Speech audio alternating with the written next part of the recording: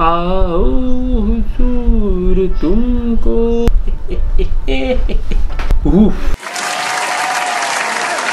Welcome back. What up YouTube gang, करते हैं gang पैंग।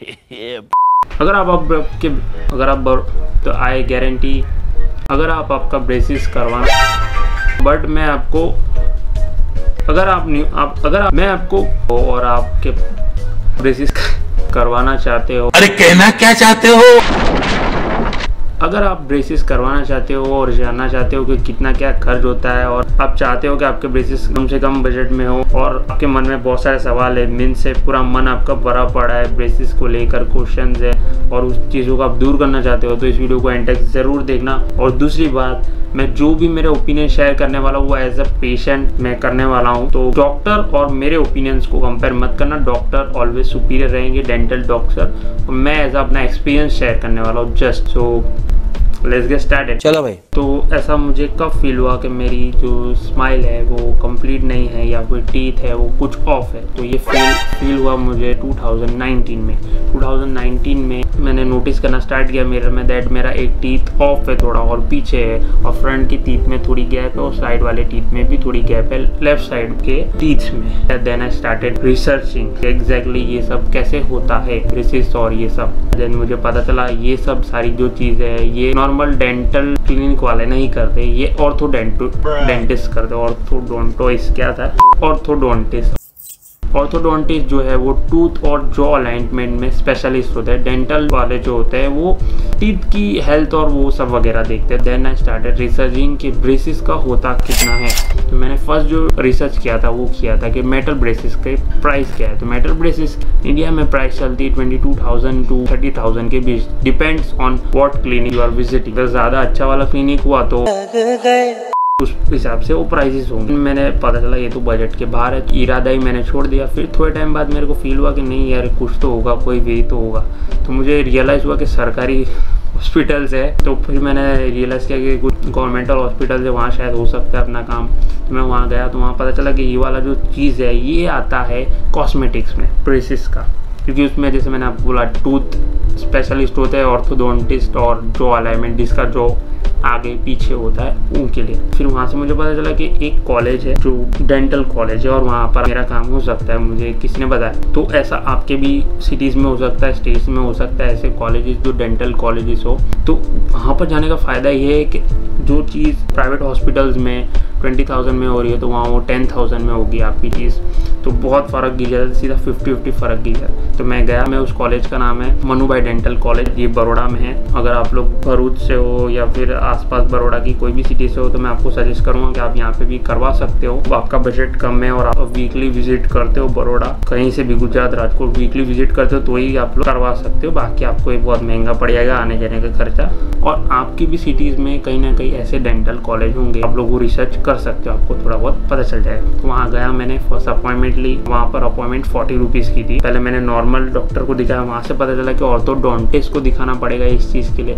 तो ऑर्थोडोंटिस्ट को दिखाया, फिर से सेम डे ऑर्थोडोंटिस्ट को दिखाया, उन्होंने एक और अपॉइंटमेंट दी। नेक्स्ट मंथ गया मैं, दूसरा डॉक्टर अलॉट हुआ था, उनको दिखाया, उन्होंने रिकन्फर्म किया। उन्होंने फिर मुझे 3 ब्रेसिस के बारे में बताया, जिसमें से फर्स्ट था मेटल ब्रेसिस। मेटल ब्रेसिस की जो मार्केट कॉस्ट है आपको तो पता है, मैंने 20 to 30,000 है, वहाँ पर थी 9,800। मेटल ब्रेसिस का फायदा ये है कि ये सबसे ऑथेंटिक है और ये सबसे माने जाने वाला ब्रेसिस है। मेटल ब्रेसिस में फ़र्क ये है कि एक मेटल से बना होता है, मेटलिक स्माइल देता है। फिर सेकंड उन्होंने बताया मुझे सिरामिक ब्रेसिस। सिरामिक ब्रेसिस की मार्केट कॉस्ट है कुछ 30-50,000, वहाँ पर प्राइस थी 18,600। सिरामिक में ये है कि वो ग्लास टाइप मटेरियल होता है। सिरामिक ब्रेसिस में थोड़ा बहुत टाइम ज़्यादा लग सकता है, इसलिए मेटल ब्रेसिस सबसे ज़्यादा माने जाने वाला ब्रेसिस है। मेटल ब्रेसिस के लिए फर्स्ट आपको जो पे करना होता है वो होता है ब्रेसिस लगने के बाद 1,000 और एवरी अपॉइंटमेंट में 500 करके देना होता है। सिरामिक ब्रेसिस में आपको 2,000 एडवांस में देना होता है जब आपके ब्रेसिस लगते हैं, देन आपको 1,000 करके देना होता है मनुभाई डेंटल कॉलेज में। जो थर्ड उन्होंने मुझे बताया वो था लिंगुअल ब्रेसिस। लिंगुअल ब्रेसिस जो होते हैं वो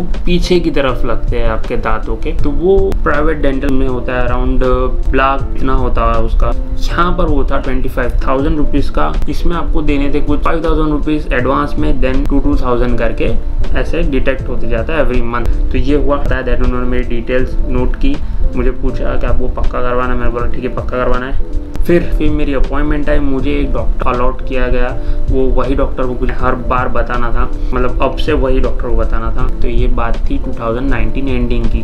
तो मैं गया वापस, उनको फिर से चेक करवाया, उन्होंने फिर से रिकन्फर्म किया। फिर से जब मैं गया तो उन्होंने मेरा मिल्क टूथ रिमूव किया, क्योंकि वो करवाना ज़रूरी था, क्योंकि हमको एक्सरे करवाना था। तो मिल्क टूथ रिमूव करने के 1-1.5 हफ्ते बाद मेरा एक्सरे हुआ, और वो एक्सरे अभी है नहीं मेरे पास, वो उनके कॉलेज रिकॉर्ड्स में सेव्ड है। फिर नेक्स्ट अपॉइंटमेंट में उन्होंने मेरे मोल्ड बनाए। फिर एक और अपॉइंटमेंट थी, उसमें उन्होंने मेरा 6 पेजेस का फॉर्मेलिटी फिलअप किया। देन उन्होंने मुझे एक टाइम पीरियड दिया, उसके बाद मेरे को जाना था। पर एज यू नो 20 में जब एंटर हुए तो मैं बहुत मुंबई अहमदाबाद बहुत कर रहा था, तो उधर मेरा डिले हुआ था, तो मैं बहुत बार जा नहीं पाया था। अपॉइंटमेंट थी मेरी तो भी। जब मैं जाना चाहता था और सडनली लॉकडाउन लग गया। लॉकडाउन जब एंड हुआ तो उसके बाद जाने की मेरी हिम्मत नहीं हुई। मैं सीधा गया अभी 2021 फरवरी स्टार्टिंग में, और तब मेरा एक्चुअल प्रोसेस स्टार्ट हुआ ब्रेसिस के लिए। ब्रेसिस की पहले की 2 अपॉइंटमेंट में आपको सेपरेटर्स बिठाए जाते हैं, और दूसरा होता है कुछ तो भी मेटालिक टाइप्स का होता है। मुझे 2 बार सेपरेटर्स बिठाए गए, क्योंकि एक बार सही से फिट नहीं हुए थे। रबर टाइप मटेरियल होता है, बहुत छोटा होता है और ब्लू कलर का होता है, और जैसे आप लोग खाते जाते हो वो ग्रीन कलर का होते जाता है। खाते जाते हो नहीं, खाना खाते जाते हो, वो आपके दांतों के बीच में फंसाया जाता है ताकि थोड़ी बहुत गैप हो।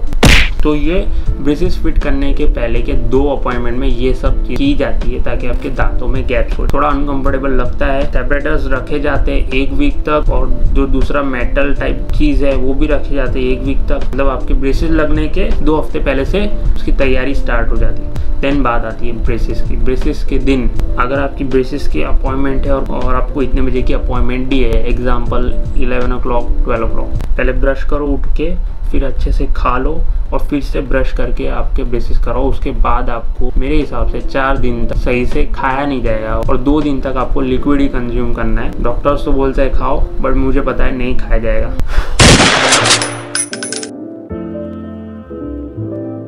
अब मेरा एक्सपीरियंस मैं शेयर करता हूँ। मैंने करा है मेटल वाले ब्रेसेस। अरे आप लोग देख ही सकते होंगे, आज मुझे 5 दिन हो चुके हैं करवा के, और दूसरी बात मैंने 2 दिन तक लिक्विड ही खाया, आइसक्रीम वगैरह, ये लस्सी वगैरह यही पिया। तीसरे दिन से मैंने राइस खाना स्टार्ट किया, राइस दाल चावल। चौथे दिन से पुलाव खा रहा हूँ, और आज मुझे 5th डे है, इसलिए मैं अपना अभी एक्सपीरियंस शेयर कर रहा हूँ। My experience was good. अच्छे से सारे ब्रेसेस लगे हुए हैं। ब्रेसेस लगाने के बाद क्या क्या प्रॉब्लम फेस करनी पड़ती है वो मैं आप लोग को बता देता हूँ। फर्स्ट चीज़ तो ये है कि आपके दांतों में, आपके ब्रेसेस में खाना अटकेगा, तो आपको कैरी करनी पड़ेगी। खाना खाने के बाद गॉगल करना पड़ेगा। ये 2 चीज़ें तो आपको हमेशा करनी पड़ेगी। तीसरी बात, आप नाखून नहीं काट पाओगे दांत से। ऐसे आपको हैबिट है तो वो नहीं कर पाओगे। पैकेट नहीं फोड़ पाओगे दांत से, और कभी आपके दांत पहले ऐसे बंद नहीं होंगे, क्योंकि पीछे आपके पैकिंग की होगी, तो आपके कभी दांत से बंद नहीं होगी, तो आपका फेस खुला ही रहेगा। फर्स्ट 2 डेज आपको इधर बहुत सारे रैशेस होने वाले, इधर आपको पीछे हो सकते हैं, आगे पीछे कहीं पर भी हो सकते हैं, जहाँ पर आपका ज़्यादा सेंसिटिव एरिया है। मेरा ये था, तो मेरे को इधर रैशेस हुए 2-3 दिन, और वो अभी हील अप हो चुके हैं। अभी थोड़ा कंफर्टेबल लग रहा है। बोलने का तरीका थोड़ा चेंज हो जाता है, ज़्यादा फ्लूइड आता रहता है आपके मुंह में। 1 हफ्ता आपको थोड़ी बहुत ज़्यादा प्रॉब्लम होगी, बिकॉज ये चीज़ से आप हैबिटेड नहीं होते हो, बट देन 1 हफ्ते बाद आप लोग इसके साथ पूरे कंफर्टेबल हो जाओगे। अगर आपको डॉक्टर दूसरा सजेस्ट करता है कि आपको सिरामिक करवानी चाहिए, बिकॉज कुछ लोग को होती है प्रॉब्लम्स, कुछ लोग को मेटल वाले सपोर्ट नहीं करते, उनको सेंसिटिव होती है उनकी स्किन, या फिर वो कंफर्टेबल नहीं होते मेटल के साथ, तो उनको सिरामिक सजेस्ट करते हैं। डॉक्टर आपको देखकर सजेस्ट करता है। मुझे एक और बात बताई गई थी दैट जो आप जितना यंगर एज में ये चीज़ करोगे उतना जल्दी आपको रिजल्ट मिलेगा ब्रेसेस में, बिकॉज उस टाइम पे आपके दांत जो है वो थोड़े सॉफ्ट होते हैं, उस टाइम पे थोड़े फ्लेक्सिबल होते हैं, तो जल्दी ब्रेसेस की पूरी ट्रीटमेंट हो जाती है। अभी जो आपके होते हैं, अभी जो आपके टीथ होते हैं वो थोड़ा फिक्स्ड हो चुके होते हैं, यानी जैसे आप ओल्ड होते जाते हो। मेरे ब्रेसेस हुए, उसके बाद डॉक्टर ने मुझे बताया नेक्स्ट डे कि आपको एक अच्छा सा ब्रश यूज़ करना है, सॉफ्ट वाला। 2 टाइम आपको ब्रश करना है, मॉर्निंग में और इवनिंग में करना ही पड़ेगा, नहीं तो दांत पीले हो जाएंगे और पूरा मसाला सब भरा पड़ा होगा, बहुत गंदा लगेगा। दूसरा ब्रश जो मुझे सजेस्ट किया है वो ब्रेसेस के अंदर की जो चीज़ें अटकी हुई है उसको निकालने के लिए, वो है इंटरडेंटल ब्रश। ये कोई भी कंपनी का यूज़ कर सकते हो, पर सबसे ज़्यादा चलता है थर्मोजल कंपनी का ब्रश, और ये दांत के अंदर की सारी चीज़ें निकाल देता है। इस पर स्टेपल लगा हुआ है, मैं तुम्हें दिखाता। तो दूसरी चीज़ जो मैं न्यू कैरी करने वाला हूँ अपने साथ में हमेशा वो है ये माउथ वॉश, ये ताकि बैड ब्रेथ में अवॉइड कर सकूँ। As you all know very well, braces लगते हैं तब बहुत सारी चीज़ें अटकती है और कई जगह पर रह भी जाती है जिसकी वजह से बैड ब्रेथ प्रोड्यूस होती है। तो एक और चीज़ दी थी मेरे को, ये था वैक्स है मोमबत्ती टाइप, एकदम ही फ्लेक्सिबल। इसको बोला गया कि गरम करके जो एरिया पे ज़्यादा हार्ड लग रहा हो वो एरिया पे स्टिक कर देना है। देखो मुझे बोला गया कि मुझे लगेगा 5 से 6 महीना, बट मैं सोच के चल रहा हूँ कि मुझे 1 साल लगेगा, बिकॉज डिले भी हो सकता है, कुछ कह नहीं सकते। आपका जब ब्रेसेस का ट्रीटमेंट पूरा हो जाता है उसके बाद भी आपको रिटेनर्स पहनने होते हैं। उसको पहनने का रीज़न ये है कि आपके टीथ जो है जैसे अभी पोजिशन में है वैसे ही वो होल्ड ऑन करके रहे। अगर आप रिटेनर सही से नहीं पहनते हो तो जैसे आपके पहले टीथ थे ब्रेसेस के ट्रीटमेंट के, वैसे आपके सारे टीथ हो जाते हैं वापस से। और हाँ, आप लोग ये चीज़ भी नोटिस कर सकते हो मेरे पहले के वीडियोस में, या मेरे को जो लोग मुझे सही से जानते हैं उनको पता होगा, पहले मुझे इधर गैप थी फ्रंट में। ये जो ब्रैकेट्स होते हैं इसके अंदर वायर पास होता है, दिख रहा होगा आप लोग को,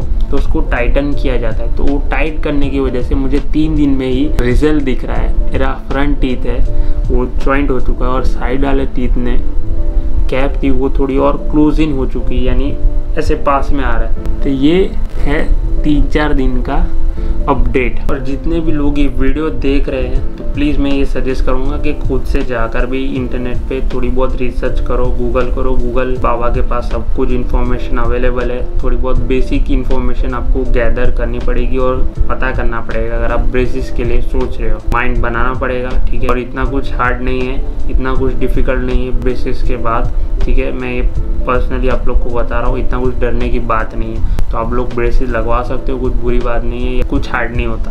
तो इन शॉर्ट ये प्राइवेट में जाके दिखाओ, आपको पता चलेगा क्या फ़ीस होती है और वो लोग क्या बोलते हैं। देन जा सकते हो डेंटल कॉलेज अगर आपका बजट कम है तो, मेरे ऐसा, मैं गरीब हूँ, ठीक है। तो ये सब मेरी सजेशन थी। Thank you so much for watching this video. I hope कि आप लोग को ये वीडियो अच्छी लगी होगी, इससे कुछ आपको अवेयरनेस आई होगी। मैं कोई डॉक्टर नहीं हूँ, मैं कोई साइंस स्टूडेंट नहीं हूँ, मैंने जस्ट मेरा एक्सपीरियंस शेयर किया है। अगर आपको इस वीडियो से कुछ पता चला हो और थोड़ी बहुत नॉलेज आई हो, हेल्पफुल लगा हो ये वीडियो, तो वो भी कॉमेंट में आप लोग अप्रिशिएट कर सकते हो मेरे को। और अगर आपको और कुछ क्वेश्चन है जो इस वीडियो में बताने का रह गया है तो आप लोग प्लीज़ कमेंट बॉक्स में जरूर ड्रॉप करना सारे क्वेश्चन, और मैं 1 महीना या 2 महीने बाद वापस इस टॉपिक पर वीडियो बनाऊंगा कि कैसा मुझे फील हो रहा है। तो टिल देन कीप सपोर्टिंग, मिलते हैं नेक्स्ट वीडियो में।